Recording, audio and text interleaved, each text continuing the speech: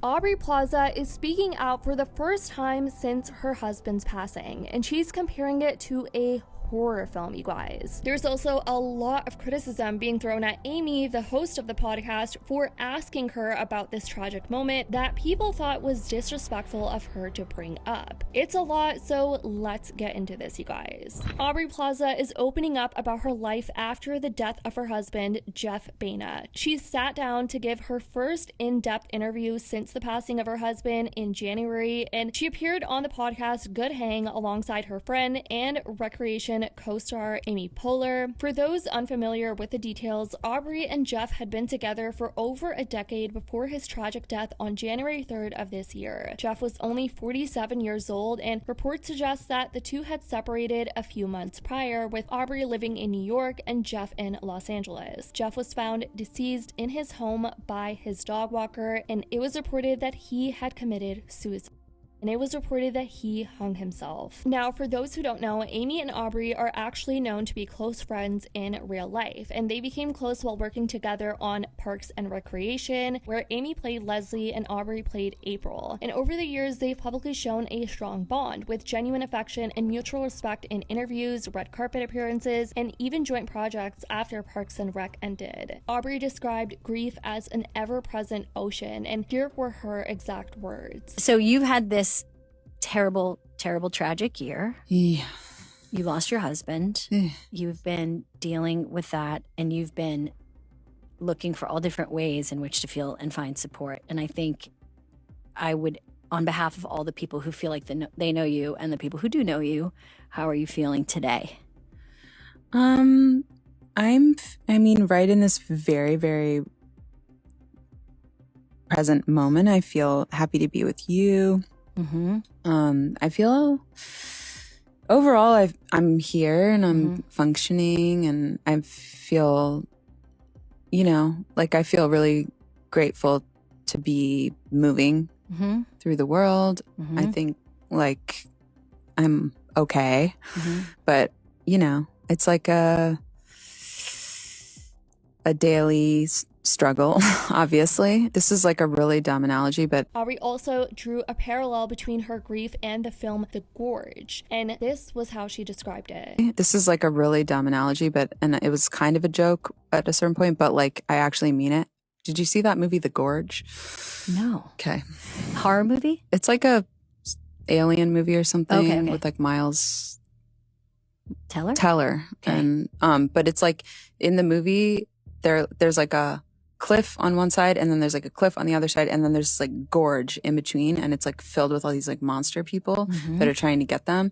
And like I swear when I watched it, I was like, that is like feels like what my grief is like, where it's like, or what grief could be like, where it's like at all times there's like a giant like ocean of just awfulness that's like right there, and I can like see it, and like sometimes I just want to like just dive into it and just like be in it, and then sometimes I just like look at it, and then sometimes I'm like I just try to get away from it, but it's always there. It's just always there, and the monster people are trying to get me, like Miles Teller. Yeah, and Anya Taylor-Joy.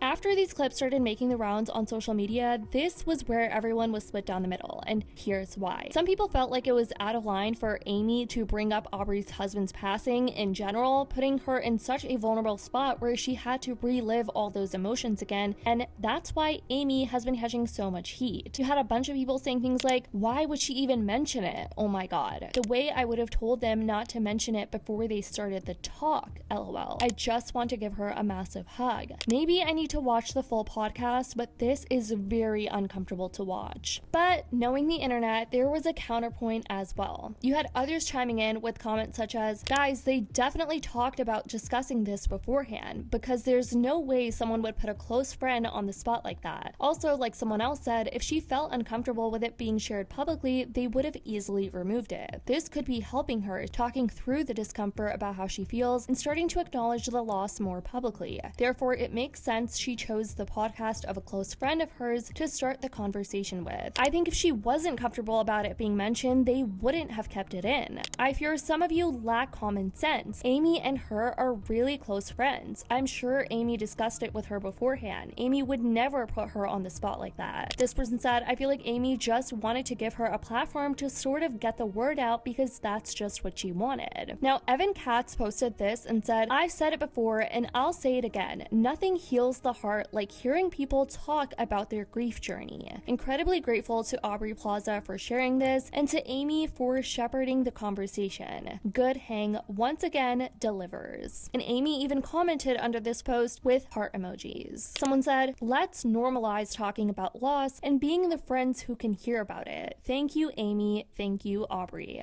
Both of them spent about an hour discussing other topics.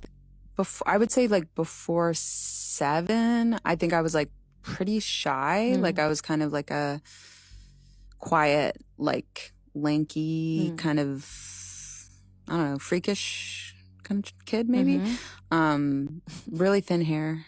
Like my ponytail was like, looked like this. Just like one little strand basically. I would try to ponytails me. I was definitely around a lot of people, like hectic kind of, you know, childhood, I think. So like I was like definitely an observer, but like definitely living in my imagination. Like I could just imagine things all day long. What kind of shows did you do as a little kid? Like what were your like parts that you got to sink into? Baby Plaza Theater was the Wilmington Drama League. I went there. My older cousin was doing the Crucible, and I remember just watching and being like, "Oh my God, this is so cool." And then I auditioned. I think the first thing I got was Hansel and Gretel.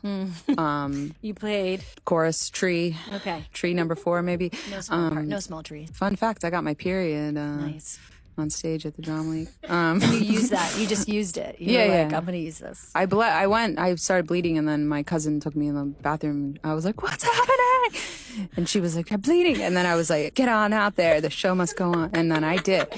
And I was like, and you were like, and you felt totally different. You were like, my tree is a woman now. Yeah. It was awesome. That's exciting. I was mainly in the chorus a lot. Yeah. I always wanted to be, you know, like Annie or...